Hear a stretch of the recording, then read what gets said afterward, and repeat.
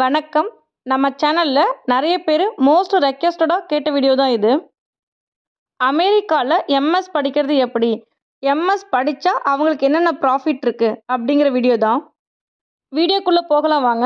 நம்ம சேனலை இன்னும் சப்ஸ்கிரைப் பண்ணாம வச்சிருக்கீங்கன்னா, சப்ஸ்கிரைப் பண்ணிக்கோங்க. என்னோட சின்ன ஹாப்பினஸ்க்காக. நீங்க இப்ப பார்த்துட்டு இருக்கிறது நியூ ஜெர்சில இருக்கிற ரக்கட்ஸ் யுனிவர்சிட்டி. அத தான் நான் வீடியோ எடுத்து உங்களுக்கு போட்டிருக்கேனே. இது வந்து நியூ ஜெர்சிலே ஒரு டாப் யுனிவர்சிட்டி தான். பப்ளிக் யுனிவர்சிட்டி தான். இப்போ நம்ம ஒரு யூஜி டிகிரி படிச்சுட்டு ஒரு பிஸ்னஸ் பண்ணுறோம், பிஸ்னஸ்க்கு ஒரு 20 லட்ச ரூபா கிட்ட இன்வெஸ்ட் பண்ணி பண்ணுறோம். அது மாதிரி தான் ஒரு 20 லட்ச ரூபா கிட்ட ஸ்பெண்ட் பண்ணி எம்எஸ் படிக்கிறதுக்கு அமெரிக்கா வராங்க. அமெரிக்கா வந்து எம்எஸ் படிக்கிறதுனால என்ன ப்ராஃபிட் அப்படின்னு சொல்கிறேன். ஜென்ரலாக வந்து இங்கே H1B விசா அப்படிங்கிறது தான் வந்து ஒர்க் பர்மிட் விசா. அதை நீங்கள் வந்து ஊர்லேயே உங்களுக்கு ஒர்க்கிங் எக்ஸ்பீரியன்ஸ் இருக்குது, உங்களுக்கு ஒரு இன்ஜினியரிங் டிகிரி இருக்குது அப்படின்னா அப்ளை பண்ணி நீங்கள் வந்துடலாம். அப்படி இல்லை அப்படின்னா நம்ம ஊரில் காலேஜ் படித்தோம்னா அந்த கேம்பஸ் இன்டர்வியூ எடுப்பாங்க தெரியுங்களா, அது மாதிரி தான் இங்கே வந்து எம்எஸ் படிக்கிறீங்க அப்படின்னா வந்து நீங்கள் எம்எஸ் கோர்ஸை முடிச்சுட்டு உங்களுக்கு 3 வருஷம் ஓபிடி பீரியட்னு கொடுப்பாங்க. அந்த 3 வருஷத்தில் ஒவ்வொரு வருஷமும் உங்களுக்கு H1B விசாக்கு அப்ளை பண்ணி அந்த H1B விசா உங்களுக்கு கிடச்சிடுச்சுன்னா நீங்கள் இங்கேவே வேலையை கண்டினியூ பண்ணலாம். H1B விசா பற்றி இந்த வீடியோவில் நான் டீப்பாக சொல்லலை, ஆல்ரெடி ஒரு வீடியோ போட்டிருப்பேன். இப்போ F1 விசாவில் என்னென்ன உங்களுக்கு வந்து ப்ராஃபிட் இருக்குது, எப்படி அப்ளை பண்ணுறது அப்படிங்கிறத மட்டும் சொல்கிறேன். நீங்கள் அமெரிக்காவில் எம்எஸ் டிகிரி படிக்கிறீங்க அப்படின்னா கண்டிப்பாக F1 விசா இருந்தால் மட்டும்தான் வர முடியுமே. அதுக்கு ஃபஸ்ட்டு ஸ்டெப் என்னென்னா, நீங்கள் GRE, GMAT, TOEFL அது மாதிரி எக்ஸாம்லாம் கிளியர் பண்ணி நல்ல ஸ்கோர் வச்சுருந்தா மட்டும்தான் நீங்கள் எம்எஸ் படிக்க அமெரிக்கா வர முடியும். TOEFL அப்படிங்கிறது test of English as a foreign language. ஃபுல்லாக இங்கிலீஷ் பற்றினது மட்டும் தான் இருக்கும், கிராமர் அது மாதிரி இருக்கும். இதுக்கு வந்து எக்ஸாம் ஃபீஸ் வந்து ஒரு 16,000 ரூபாய் கிட்ட வரும். TOEFL எக்ஸாமோட ஸ்கோர் வந்து எபோவ் 80 இருந்தால் நல்லது. Next GRE exam. இந்த எக்ஸாமில் வந்து இந்த ரீசனிங், காம்ப்ரிஹென்ஷன், ரைட்டிங், ரீடிங் அது மாதிரிலாம் இருக்கும். இந்த எக்ஸாமுக்கு அப்ளை பண்ணுறதுக்கு ஃபீஸ் வந்து 20,000 25,000 கிட்ட ஆகும். இதோட ஸ்கோர் வந்து 330க்கு மேலே கிட்ட எடுக்கணும். அடுத்த ஒரு எக்ஸாம் வந்து GMAT அப்படின்னு சொல்லுவாங்க. இந்த MBA பிஸ்னஸ் ரிலேட்டடாக இந்த கோர்ஸ் எடுக்கிறவங்களுக்கு இந்த எக்ஸாம் கிளியர் பண்ணிக்கணும். இந்த எக்ஸாம்லாம் கிளியர் பண்ணுறதுக்கு நல்ல ப்ராக்டிஸ் எடுத்துகிட்டே இருந்தாலே நீங்கள் நல்ல ஸ்கோர் எடுத்துடலாம். சரி, நீங்கள் இப்போ எக்ஸாமை கிளியர் பண்ணி ஸ்கோர் எடுத்துட்டீங்க. நெக்ஸ்ட்டு ப்ராசஸ் என்ன பண்ணணும் அப்படின்னா, கண்டிப்பாக உங்ககிட்ட பாஸ்போர்ட் இருக்கணும். நீங்கள் என்ன கோர்ஸ் படிக்கணும்னு நினைக்கிறீங்க, அது என்ன காலேஜில் இருக்கும் அப்படின்ட்டு கூகுளில் சர்ச் பண்ணணும். ஃபைனலாக நீங்கள் ஒரு 4-5 காலேஜ் எடுத்து வச்சுட்டு அந்த காலேஜ் நேமை இண்டிவிஜுவலாக நீங்கள் கூகுளில் போட்டு அவங்களோட வெப்சைட்டில் போயிட்டு நீங்கள் பார்க்கணும். அந்த காலேஜ் வெப்சைட்லேயே ஒவ்வொரு கோர்ஸுக்குமான fees, accommodation fees, living cost எல்லாமே எவ்வளோ ஆகும் ஒரு வருஷத்துக்கு அப்படின்றத டோட்டல்ஸாக டாலர்ஸில் போட்டிருப்பாங்க. அதை நீங்கள் வேணால் இந்தியன் ருப்பீஸ்க்கு கன்வெர்ட் பண்ணிக்கோங்க. நீங்கள் இந்தியன் ருப்பீஸ்க்கு கன்வெர்ட் பண்ணும்போது அது லேக்ஸ் கணக்கில் தான் வருமே. மினிமம் நீங்கள் வந்து 20 லேக்ஸ் கணக்கில் தான் வருமே. நீங்கள் அதை நினச்சி பயப்பட வேண்டாம். இங்கே டாலர்ஸாக பார்க்கும்போது அது கம்மியாக தான் தெரியுமே. இப்போது அந்த காலேஜ் வெப்சைட்லேயே உங்களுக்கு பிடிச்ச கோர்ஸை அப்ளை அப்படின்னு வரும். அதில் வந்து நீங்கள் டாக்குமெண்ட்ஸ்லாம் ஸ்கேன் பண்ணி வச்சு அதை அப்லோட் பண்ணணும். நீங்கள் ஒரு காலேஜில் எம்எஸ்க்கு அப்ளை பண்ணுறீங்கன்னா ஒரு ரெஸ்யூம் ரெடி பண்ணி வச்சுருக்கணும். அதில் ஜென்ரலாக உங்களோட ஸ்கூலிங்கோட பர்சன்டேஜ் மார்க்கு, உங்கள் காலேஜில் எவ்வளோ மார்க்கு, நீங்கள் ஏதாவது ரிசர்ச் பண்ணியிருக்கீங்களா, அது மாதிரி ஒரு ஜென்ரல் ரெஸ்யூம் ரெடி பண்ணி வச்சுருக்கணும். நெக்ஸ்ட் SOP அப்படிங்கிற ஒரு லெட்டர் ரெடி பண்ணி வச்சுருக்கணும். நீங்கள் அந்த கோர்ஸை சூஸ் பண்ணதுக்கு என்ன ரீசன் அப்படின்றத வந்து ஒரு பேராகிராஃப் மாதிரி எழுதி அந்த லெட்டரை நீங்கள் வச்சுருக்கணும். நெக்ஸ்ட் LOR அப்படிங்கிற ஒரு லெட்டர். இது வந்து உங்களை யாராவது பெருமையாக சொல்லியிருக்கணும். நீங்கள் படித்த காலேஜ்லேயோ இல்லை நீங்கள் ஒர்க் பண்ணுற பிளேஸ்லேயோ உங்களை வந்து புகழ்ந்து பாராட்டி ஒரு லெட்டர் இருக்கணும். இது உங்கள் HOD கேட்டாலே ரெடி பண்ணி கொடுத்துருவாங்க.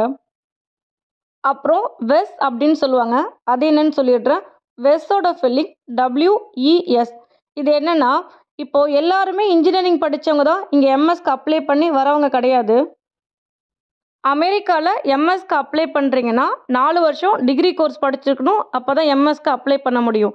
அப்படி இல்லைன்னா நீங்கள் 4 வருஷத்துக்கு மேலேயும் படிச்சிருக்கலாம். இப்போ வந்து யூஜி வந்து 3 வருஷம் படிச்சிருப்பாங்க பிஎஸ்சியில், எம்எஸ்சியில் 2 வருஷம் படிச்சிருப்பாங்க. அந்த 5 வருஷம் படிச்சிருக்காங்கல்ல, அவங்களும் இங்கே வந்து எம்எஸ்க்கு வந்து அப்ளை பண்ணலாம். அதுக்கு தான் அந்த வெஸ் அப்படின்னு சொல்லுவாங்க. இப்போ நீங்கள் இப்போ நீங்கள் வந்து யூஜி மட்டும் 3 வருஷம் படிச்சிருக்கீங்க, உங்களுக்கு ஒரு நல்ல ஒர்க்கிங் எக்ஸ்பீரியன்ஸ் இருக்குது, அவங்களும் இங்கே எம்எஸ் படிக்க வரலாம். நம்ம ஊரில் படித்த டிகிரியை இந்த ஊரில் உள்ள குவாலிஃபிகேஷனுக்கு தகுந்த மாதிரி மாற்றி கொடுப்பாங்க. இந்த ஈக்குவலன்ட் டிகிரி அப்ளை பண்ணுறது தான் வெஸ் அப்படின்னு சொல்லுவாங்க. இதை எப்படி அப்ளை பண்ணுறதுனா, இப்போ நான் அண்ணா யூனிவர்சிட்டியில் ஒரு சப்டிவிஷன் காலேஜில் தான் படிச்சிருக்கேன்னா அந்த என்னோடய சர்டிஃபிகேட் ஃபுல்லாக அண்ணா யூனிவர்சிட்டி தான் இருக்குமே, அங்கே தான் போய் அப்ளை பண்ணணும். இதை நீங்கள் ஆன்லைன் மூலியமே அப்ளை பண்ணலாம். வெஸ் அப்ளை பண்ண எவ்வளோ செலவாகும்னு சொல்கிறேன். என்னோடய தங்கச்சிக்கு ரீசெண்டாக பாரதிதாசன் யூனிவர்சிட்டியில் வந்து வெஸ் அப்ளை பண்ணோம். அவங்களுக்கு 16,000 ரூபாய் செலவாச்சு.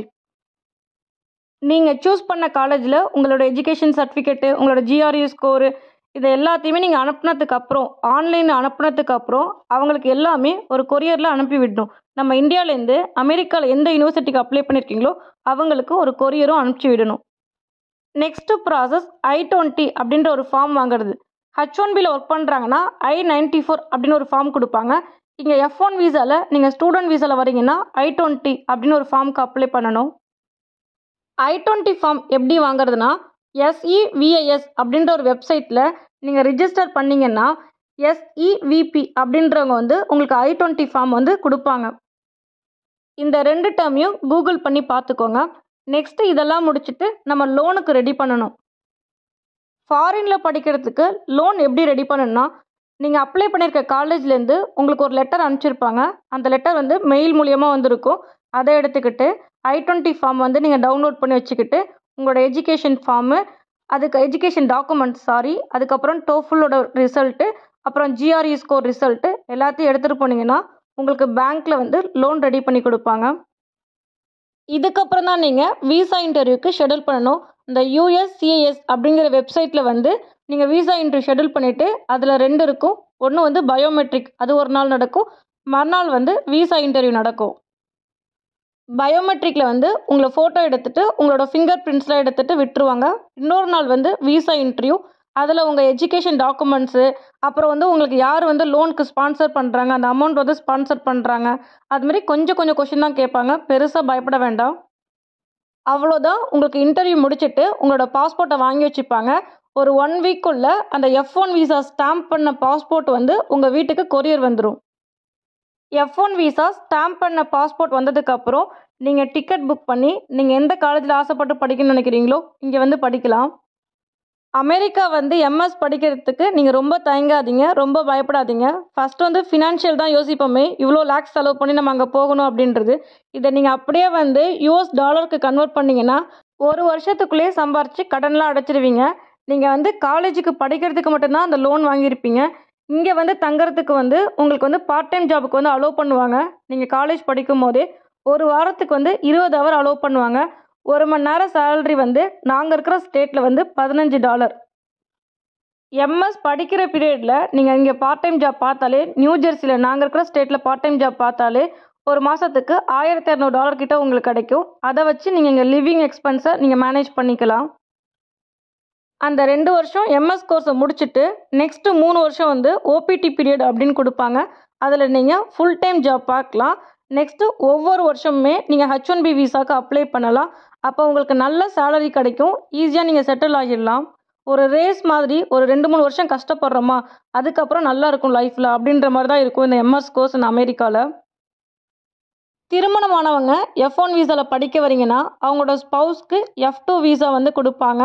அவங்களோட குழந்தைங்களுக்கும் F2 விசா கொடுப்பாங்க. F2 விசாவில் அவங்களோட குழந்தைங்க அவங்களோட ஸ்பௌஸை இங்கே அமெரிக்காவில் தங்க வச்சுக்கலாம். அமெரிக்காவில் மாஸ்டர் டிகிரி படிக்கிறதுன்னு எப்படி அப்படின்ற ஃபுல் டீட்டெயில்ஸ் இந்த வீடியோவில் நான் கொடுத்துருப்பேன். உங்களுக்கு இதுக்கு மேலேயும் ஏதாவது டவுட் இருந்துச்சுன்னா எனக்கு ஒரு Instagram பேஜ் இருக்குது.